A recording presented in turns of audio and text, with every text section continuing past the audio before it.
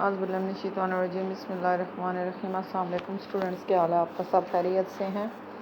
اچھا، آج ہم جو ہے وہ اپنے لیسن نمبر 6 کا پاکستان اور عالمی امور کا جو ٹاپک پڑھیں گے وہ ہے پاکستان کے سارک ممالک کے ساتھ تعلقات۔ سب سے پہلے آپ کو بتاؤں کہ سارک ممالک جو ہیں وہ کون سے ہیں۔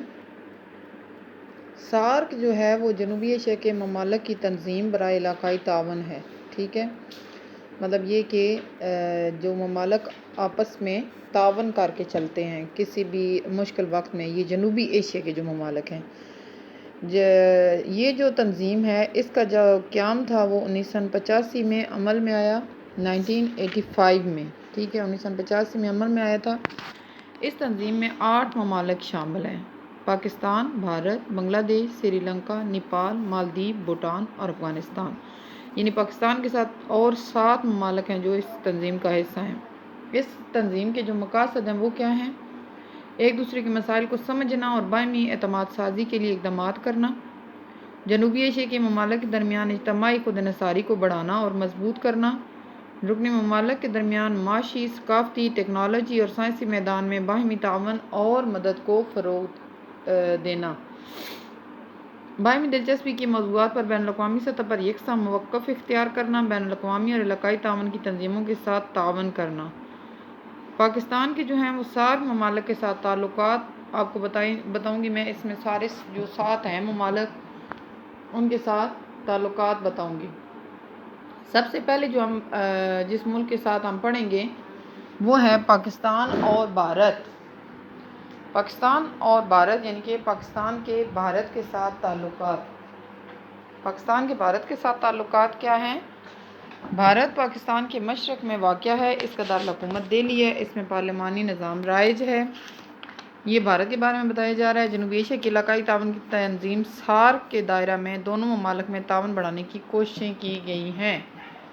پاکستان نے ہمیشہ اختلافی امور کو مذاکرات کے ذریعے سے حل کرنے پر زور دیا ہے۔ پاکستان اور بھارت کے تعلقات ہمیشہ سے ہی اتار چڑھاؤ کا شکار رہے ہیں، جس کی وجہ سے دو طرفہ تعلقات کا کوئی خاطر خواہ نتیجہ نہیں نکل سکا۔ پاکستان ہمیشہ سے اختلافی امور کو حل کرنے کے لیے بھارت کو مذاکرات کی دعوت دیتا رہا ہے، لیکن بھارت ہمیشہ نظر انداز کرتا رہا ہے۔ یہ میں پیچھے سارا آپ کو مسئلہ کشمیر میں پاکستان اور بھارت کے تعلقات کے بارے میں بتا چکی ہوں۔ 1988 میں جو ہے وہ سارک کانفرنس کے موقع پر پاکستان اور بھارت کے وزرائے اعظم کو ملنے کا موقع ملا، جس میں ایک معاہدے پر دستخط ہوئے۔ اس معاہدے کے مطابق دونوں ممالک ایک دوسرے کے جوہری مرکز پر حملہ نہ کرنے کے پابند ہوئے۔ سارک تنظیم کے تحت 1990 کے بعد پاکستان اور بھارت کے تعلقات میں کچھ بہتری ہوئی، باہمی تجارت اور لوگوں کی آمد و رفت بڑھی۔ یہ تعلقات بھی ایک حد سے آگے نہ بڑھ سکے۔ جنوری 2004 میں سارک کانفرنس جو اسلام آباد میں منعقد ہوئی تھی، اس کے دوران میں صدر پاکستان اور بھارت کے وزیر اعظم کے درمیان مذاکرات ہوئے اور کئی سمجھوتے طے پائے اور باہمی مسائل کو حل کرنے کے لیے مذاکرات جاری رکھنے کا ارادہ جو ہے وہ ظاہر کیا گیا۔ مسئلہ کشمیر دونوں ممالک کے مابین کشیدہ تعلقات کی بنیادی وجہ ہے، یعنی کہ دونوں کے تعلقات کس وجہ سے بہتر نہیں ہو رہے؟ جو مسئلہ کشمیر کی وجہ سے۔ بھارت مسئلہ کشمیر کو منصفانہ طور پر حل نہیں کرنا چاہتا اور پاکستان اب بھی اپنے اس منصفانہ موقف پر قائم ہے کہ مسئلہ کشمیر اقوام متحدہ کی منظور کی ہوئی قراردادوں کے مطابق مظلوم کشمیریوں کی رائے کے ذریعے سے حاصل کیا جائے۔ سارک کے جو رکن ممالک نے پاکستان اور بھارت کے مابین مسئلہ کشمیر اور پانی جیسے بنیادی تنازع کے حل میں ہمیشہ مؤثر کردار ادا کیا ہے، لیکن بھارت جو ہے وہ ہمیشہ رکاوٹوں کا باعث بنا ہے، جس سے یہ مسئلہ ابھی تک حل طلب ہے اور دونوں ممالک کے تعلقات میں بڑی رکاوٹ ہے۔ دوسرا جو سارک ملک پاکستان کے ساتھ شامل ہے وہ ہے پاکستان اور بنگلہ دیش۔ 1985 میں سارک کا جو پہلا سربراہی اجلاس اور 1993 میں سارک کا 7واں جو سربراہی اجلاس تھا وہ بنگلہ دیش کے دارالحکومت ڈھاکہ میں منعقد ہوا۔ اسپیشلی ڈیٹس کو یاد رکھا کریں کہ اس ڈیٹ پہ کون سا جو ہے وہ واقعہ ہوا تھا، ٹھیک ہے؟ اب جیسے بتا رہے ہیں کہ بنگلہ دیش میں جو 2 سربراہی اجلاس ہوئے تھے، ان میں سے ایک 1985 میں اور ایک 1993 میں۔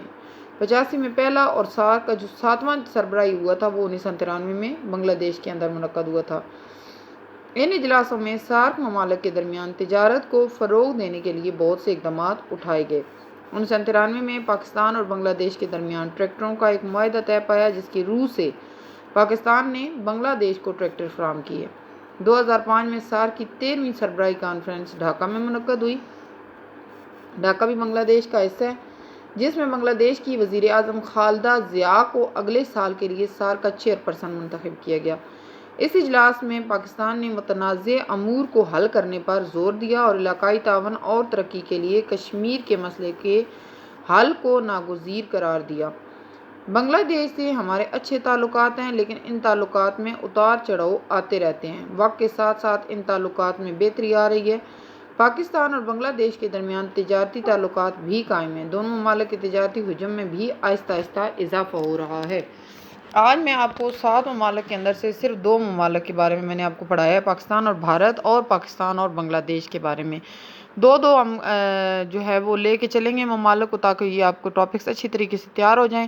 شروع میں نے جو آپ کو پڑھایا ہے وہاں پہ آپ نے جو ہے وہ سب سے پہلے جو چیز ذہن میں رکھنی ہے کہ سارک ہے کیا، کون سی تنظیم ہے، یہ کب قائم ہوئی تھی اور اس کے ممالک کون کون سے ہیں، اس کے مقاصد کیا کیا ہیں۔ اس کے بعد پاکستان اور بھارت کے درمیان کیسے تعلقات ہیں جو سارک ملک ہے، اور پاکستان اور بنگلہ دیش کے ساتھ اس کے کیسے تعلقات ہیں۔